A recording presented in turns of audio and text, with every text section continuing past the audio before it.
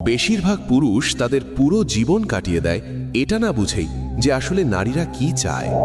তারা ফুল কেনে, লম্বা লম্বা মেসেজ পাঠায়, সমাজ যা শিখিয়েছে সেই সব কিছুই করে। তবু একদিন ভেঙে পড়ে, ভাবে ভুলটা কোথায় হলো।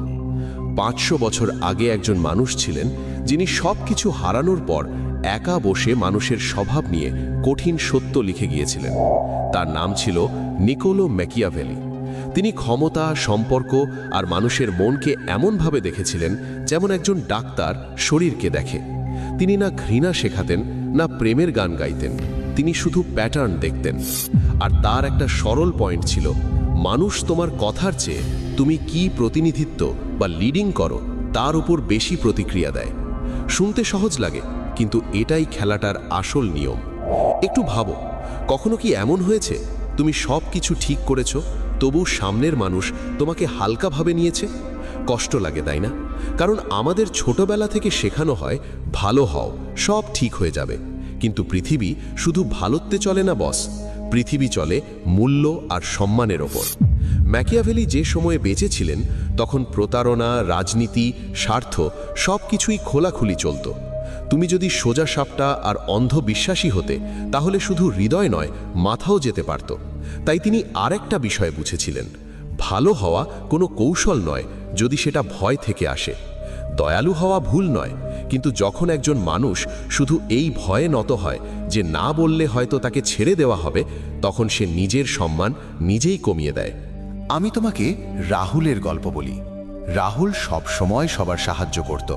গার্লফ্রেন্ড রেগে গেলে সঙ্গে সঙ্গে ক্ষমা চাইত, বন্ধু টাকা চাইলে সঙ্গে সঙ্গে হ্যাঁ বলতো, বাড়ির কেউ কিছু বললে চুপ। সে ভাবত যত বেশি ভালো হবে তত বেশি মানুষ তাকে ভালোবাসবে। একদিন তার গার্লফ্রেন্ড তাকে ছেড়ে দিল। কারণ কি জানো? তোমার নিজের কোনো মতই নেই, তুমি শুধু হ্যাঁতে হ্যাঁ মেলাও। রাহুল ভেঙে পড়ল। সে বলল, আমি তো কখনো ঝগড়াও করিনি। কিন্তু সমস্যা ঝগড়া না করা ছিল না, সমস্যা ছিল সে কখনো নিজের জন্য দাঁড়াতে শেখেনি। আর সত্যি একটু তেতো, মানুষ তাদের দিকেই আকৃষ্ট হয় যারা নিজেদের মূল্য বোঝে। যখন তুমি সব সময় ঝুঁকে পড়ো, তুমি একটা সংকেত দাও তোমাকে হারানোর ঝুঁকি কম। আর মানুষের স্বভাব হলো, যা সহজে পাওয়া যায় তার কদর কম হয়। এটা শুধু নারীদের ক্ষেত্রে নয়, সবার ক্ষেত্রেই প্রযোজ্য। যদি কোনো শিক্ষক পরিশ্রম ছাড়াই সব ছাত্রকে ফুল মার্কস দিয়ে দেন, তাহলে মার্কসের মূল্য কমে যায়। যদি কোনো দোকানদার সব জিনিস ফ্রি দিয়ে দেয়, মানুষ তাকে গুরুত্ব দেয় না। সম্পর্ক একই নিয়মে চলে। এর মানে এই নয় যে রূঢ় বা কঠোর হয়ে যাও। এর মানে হলো, প্রথমে শক্ত হও, তারপর দয়ালু হও। যখন তুমি নিজের সীমা স্পষ্ট রাখো, যখন তুমি না বলতে পারো, তখন তোমার হ্যাঁরও মূল্য থাকে। একবার ভেবে দেখো, তোমার হ্যাঁর কি কোনো দাম আছে, নাকি মানুষ সেটাকে ডিফল্ট ধরে নিয়েছে? ম্যাকিয়াভেলির পয়েন্টটা খুবই সহজ ছিল। পৃথিবী আবেগের গল্পের চেয়ে ক্ষমতা আর পারসেপশনের খেলাই বেশি। তুমি যদি নিজেকে দুর্বলভাবে উপস্থাপন করো, পৃথিবী তোমাকে দুর্বল হিসেবেই আচরণ করবে। তুমি যদি নিজের মূল্য বুঝে চলতে পারো, মানুষ তোমাকে আলাদা চোখে দেখবে। সবচেয়ে গুরুত্বপূর্ণ বিষয় হলো, নারীদের বোঝার আগে নিজেকে বোঝা। কারণ একজন মানুষ যতক্ষণ নিজেকে না বুঝবে, ততক্ষণ সে সব সময় বাইরেই উত্তর খুঁজবে। সত্য অস্বস্তিকর, কিন্তু বৃদ্ধি সেখান থেকেই শুরু হয়। তাই প্রশ্নটা এটা নয় নারীরা কি চায়, প্রশ্নটা হলো তুমি নিজে কি প্রতিনিধিত্ব করো। যখন তোমার এই উত্তর পরিষ্কার হয়ে যাবে, খেলাটা নিজে থেকেই বদলে যাবে।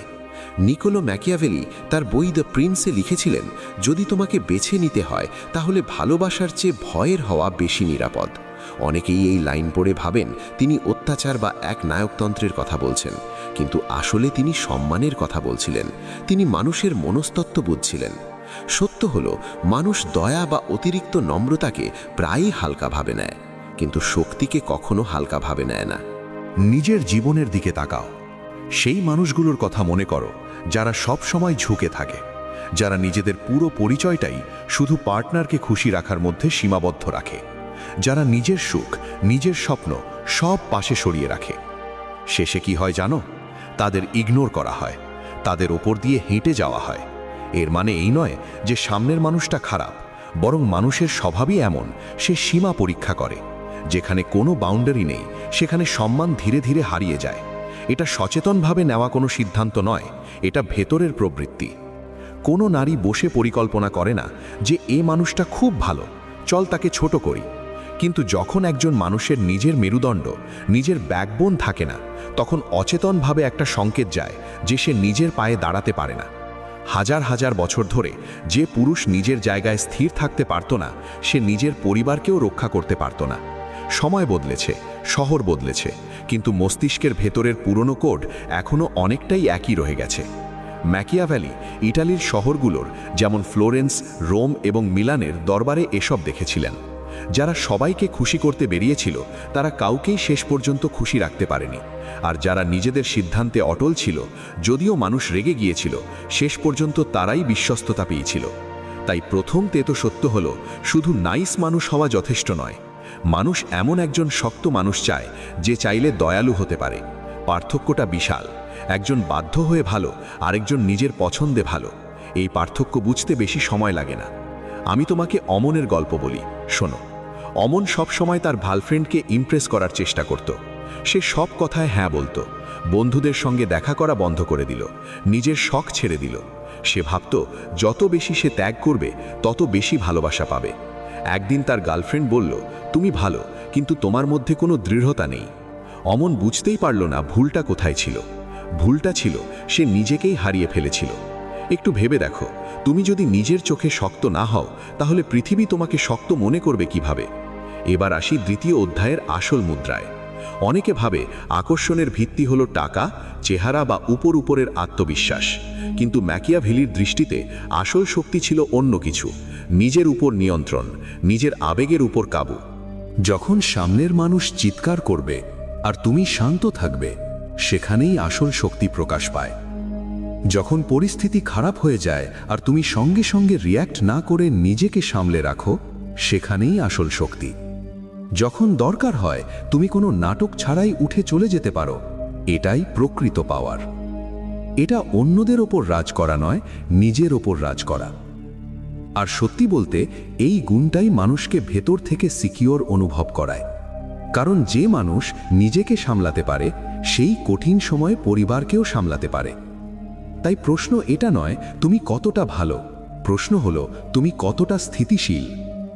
যখন তোমার রাগ তোমাকে নিয়ন্ত্রণ করে তখন তুমি দুর্বল, যখন তুমি রাগকে নিয়ন্ত্রণ করো তখন তুমি শক্তিশালী, আর যখন তুমি শক্তিশালী তখন তোমার দয়ালুতারও মূল্য থাকে।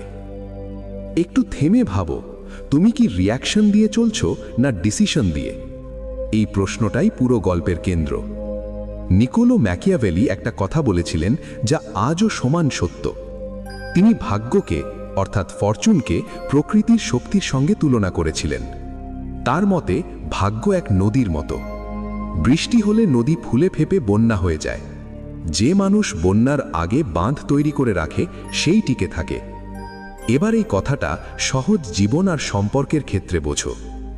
সম্পর্কেও বন্যা আসে, কখনো ইমোশনাল ড্রামা, কখনো ছোট বিষয় নিয়ে বড় তর্ক, কখনো চুপ থেকে পরীক্ষা নেওয়া, কখনো একটু দূরে সরে যাওয়া। এসব স্বাভাবিক, প্রায় সব সম্পর্কেই হয়। কিন্তু যে মানুষ এই আবেগের বন্যায় ভেঙে পড়ে, ঘাবড়ে যায়, অনুনয় বিনয় শুরু করে, নিজের পরিচয় হারিয়ে ফেলে শুধু এই কারণে যে কেউ একটু উঁচু গলায় কথা বলেছে, সে ধীরে ধীরে নিজের মূল্য নিজেই কমিয়ে দেয়। আর যে মানুষ শান্ত থাকে, নিজের জায়গায় অটল থাকে, নাকক না করে পরিস্থিতি সামলায়, সেই আসল আকর্ষণ অর্জন করে। একটু ভেবে দেখো, ঝড় এলে দুর্বল গাছ ভেঙে পড়ে, কিন্তু যার কাণ্ড শক্ত সে নত হয়, তবুও ভাঙে না। সম্পর্ক ঠিক তেমন। এবার একটা বিষয় যা বেশিরভাগ ডেটিং অ্যাডভাইস খোলাখুলি বলে না। হ্যাঁ, নারীরা কখনো কখনো টেস্ট করে, কিন্তু এটা কোনো ষড়যন্ত্র নয়, কোনো খারাপ উদ্দেশ্য নয়, এটা মানুষের স্বাভাবিক প্রবৃত্তি। ভেতর ভেতরে তারা অনুভব করতে চায় যার সঙ্গে আছে সে চাপ সামলাতে পারে কিনা। যদি সে তার আবেগই সামলাতে না পারে, তাহলে জীবনের বড় দুঃখ কিভাবে সামলাবে? কখনো পরীক্ষা হয় চুপ থেকে, কখনো ছোট বিষয় বড় করে দেখে তুমি কিভাবে রিয়্যাক্ট করো, কখনো অন্য কারো সঙ্গে হালকা কথা বলে দেখে তুমি হিংসা দেখাও না স্থির থাকো। এখানে টেস্টের বিষয়টা গুরুত্বপূর্ণ নয়, গুরুত্বপূর্ণ হলো তোমার প্রতিক্রিয়া। তুমি যদি সঙ্গে সঙ্গে ঘাবড়ে যাও, হিংসা দেখাও বা অস্থির হয়ে প্রমাণ দিতে শুরু করো, তাহলে সমস্যা আবেগে নয়, সমস্যা হলো তোমার নিয়ন্ত্রণ তোমার হাতে নেই। আমি তোমাকে বিক্রমের গল্প বলি। বিক্রমের গার্লফ্রেন্ড মাঝে মাঝে কোনো কারণ ছাড়াই একটু দূরে সরে যেত। আগে বিক্রম প্যানিক করে ফেলতো, বারবার কল করত, মেসেজ করত, জিজ্ঞেস করত কি হয়েছে, আমার কি ভুল। যত বেশি সে আঁকড়ে ধরত তত বেশি সামনের মানুষ দূরে সরে যেত। একদিন সে নিজেকে থামালো, ভাবল আমি ভুল নই, আমি শান্ত থাকব। সে নিজের রুটিন ছাড়ল না, নিজের কাজে মন দিল, সম্মান রেখে কথা বলল, কিন্তু অস্থিরতা দেখালো না। ধীরে ধীরে সম্পর্কের পরিবেশ বদলাতে শুরু করলো, কারণ এখন সে রিঅ্যাকশন দিয়ে নয়, ডিসিশন দিয়ে চলছিল। ম্যাকিয়াভেলি আরেকটা গভীর কথা বলেছিলেন, মানুষ হাতের চেয়ে চোখ দিয়ে বেশি বিচার করে, অর্থাৎ মানুষ যা দেখে সেটার উপর বেশি বিশ্বাস করে। তুমি যদি বাইরে থেকে শক্ত দেখাও, পৃথিবী তোমাকে শক্ত বলেই মনে করবে, ইভেন যদি ভেতরে সামান্য ভয় থেকেও থাকে। তবে এটা অভিনয় হওয়া উচিত নয়, এটা হওয়া উচিত ভেতরের আসল স্থিরতার প্রতিফলন। এটা একদিনে আসে না, এটা ট্রেনিং। প্রতিদিন অল্প অল্প করে নিজের আবেগের ওপর নিয়ন্ত্রণ শেখা লাগে। যখন তুমি সত্যিই চাপের মধ্যে ভেঙে পড়া বন্ধ করো, তখন একটা অদ্ভুত পরিবর্তন হয়। তোমার ভ্যালিডেশনের প্রয়োজন কমে যায়। আর এই কথাটা মন দিয়ে শোনো, যেদিন তোমার অ্যাপ্রুভেলের ক্ষুধা কমে যায়, সেদিন মানুষ নিজে থেকেই তোমাকে অ্যাপ্রুভ করতে শুরু করে। এটাই সেই উল্টো সত্য যা শতাব্দী আগে বোঝা হয়েছিল। তুমি যত বেশি পিছনে ছুটবে, তত বেশি সে দূরে যাবে। তুমি যত বেশি নিজের জায়গায় অটল থাকবে, তত বেশি সম্মান নিজে থেকেই আসবে। তাই প্রশ্নটা এটা নয় সামনের মানুষ কি করছে, আসল প্রশ্ন হলো ঝড় এলে তুমি নড়ে যাও না স্থির থাকো। কারণ শেষ পর্যন্ত আকর্ষণ কথাই তৈরি হয় না, স্থিরতায় তৈরি হয়। চ্যাপ্টার 3। এবার আসি সবচেয়ে গুরুত্বপূর্ণ বিষয়টায়। নিকোলো ম্যাকিয়াভেলির ভাবনাকে যদি সহজ ভাষায় বোঝাই, একটা সরল সত্য বেরিয়ে আসে। নারীরা আসলে একজন মিশনওয়ালা মানুষকে পছন্দ করে। সত্যটা কড়া হতে পারে, কিন্তু সহজ। মিশন মানে কি? মানে জীবনে একটা বড় লক্ষ্য, একটা দিক, একটা উদ্দেশ্য যা তার কাছে এত গুরুত্বপূর্ণ যে সে তার ওপর অটল থাকে। এর মানে এই নয় যে সে মেয়েটিকে উপেক্ষা করবে বা গুরুত্ব দেবে না, একদমই নয়। কিন্তু যখন একজন মানুষের নিজের পথ থাকে, নিজের লক্ষ্য থাকে, তখন তার ব্যক্তিত্বে একটা ওজন আসে। সে হয়ে ওঠে মাটিতে দাঁড়ানো শক্ত কাণ্ডের গাছের মতো। তার মধ্যে উদ্দেশ্য থাকে, আর উদ্দেশ্যের চেয়ে বড় আকর্ষণ খুব কম জিনিসেই আছে। ম্যাকিয়াভেলি তার জীবনে বহু নেতাকে পর্যবেক্ষণ করেছিলেন। তিনি দেখেছিলেন যারা বড় নেতা, যারা সেনাবাহিনী পরিচালনা করত, যারা মানুষের আনুগত্য অর্জন করত, তাদের সবার মধ্যে একটা জিনিস সাধারণ ছিল, তারা অ্যাপ্রুভালের পিছনে ছুটত না। সবাইকে খুশি করতে গিয়ে নিজেদের জীবন নষ্ট করত না।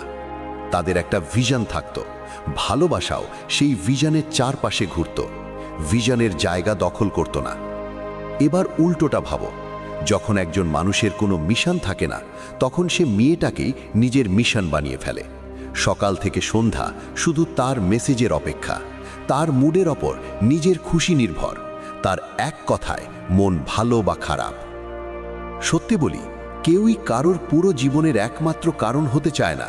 এটা ভীষণ চাপ তৈরি করে, দম বন্ধ লাগে, আর সবচেয়ে বড় কথা, এটা ধীরে ধীরে আকর্ষণ শেষ করে দেয়। আমি তোমাকে সন্দীপের গল্প বলি। সন্দীপ খুব ট্যালেন্টেড ছেলে ছিল। তার স্বপ্ন ছিল নিজের ব্যবসা দাঁড় করানো। কিন্তু যখন তার জীবনে একটা মেয়ে এলো, সে ধীরে ধীরে নিজের স্বপ্নগুলো পাশে সরিয়ে রাখল। প্রতিটা সিদ্ধান্ত তার ইচ্ছায়, প্রতিটা উইকেন্ড তার হিসেব মতো, প্রতিটা প্ল্যান তার খুশির জন্য। শুরুর দিকে সব ঠিকই লাগছিল, কিন্তু কয়েক মাস পর সেই মেয়েটাই বলল, তুমি আগে আলাদা ছিলে, তোমার মধ্যে একটা ড্রাইভ ছিল, এখন তুমি শুধু আমার চারপাশেই ঘোরো। সন্দীপ বুঝতেই পারল না, যেটাকে সে ভালোবাসা ভাবছিল সেটাই তার মূল্য কমিয়ে দিচ্ছিল। একটু থেমে ভাবো, তুমি যদি নিজেকেই ভুলে যাও, তাহলে অন্য কেউ তোমাকে কিভাবে মনে রাখবে? যখন একজন মানুষ আবেগগতভাবে এতটাই নির্ভরশীল হয়ে পড়ে যে তার খুশি, তার মুড, তার আত্মবিশ্বাস সবকিছু একটা মানুষের উপর নির্ভর করে, তখন সে নিজের ক্ষমতায় অন্যের হাতে তুলে দেয়। ম্যাকিয়াভেলি লিখেছিলেন, যে শাসক নিজের শক্তি ছেড়ে অন্যের উপর নির্ভরশীল হয়ে যায়, তার পতন নিশ্চিত। সম্পর্কেও একই নিয়ম প্রযোজ্য। যদি তোমার খুশি শুধু তার মেসেজের উপর নির্ভর করে, যদি তোমার মন শুধু তার মনোযোগে ভালো বা খারাপ হয়, তাহলে তুমি তোমার শক্তি তার হাতে দিয়ে দিয়েছ। আর একবার ক্ষমতা চলে গেলে সেটা ফিরিয়ে আনা সহজ নয়। তাই আসল প্রশ্ন এটা নয় সে কি চায়, আসল প্রশ্ন হলো তোমার জীবনের মিশন কি। যখন তোমার নিজের পথ থাকে তখন ভালোবাসা সেই পথের অংশ হয়, পুরো জীবন নয়। আর যখন ভালোবাসাই অংশ হয় তখন সেটা স্বাস্থ্যকর হয়, কিন্তু যখন ভালোবাসাই পুরো জীবন হয়ে যায় তখন সেটা বোঝা হয়ে দাঁড়ায়। তাই ভাই, আগে নিজের গল্প লেখো, তারপর কাউকে সেই গল্পের অংশ বানাও। কারণ যে মানুষ নিজে সম্পূর্ণ, সেই সত্যিকারের আরেকজনের সঙ্গে মিলেও আরও শক্তিশালী হতে পারে। জীবনোলজি বাংলা দেখার জন্য অনেক ধন্যবাদ।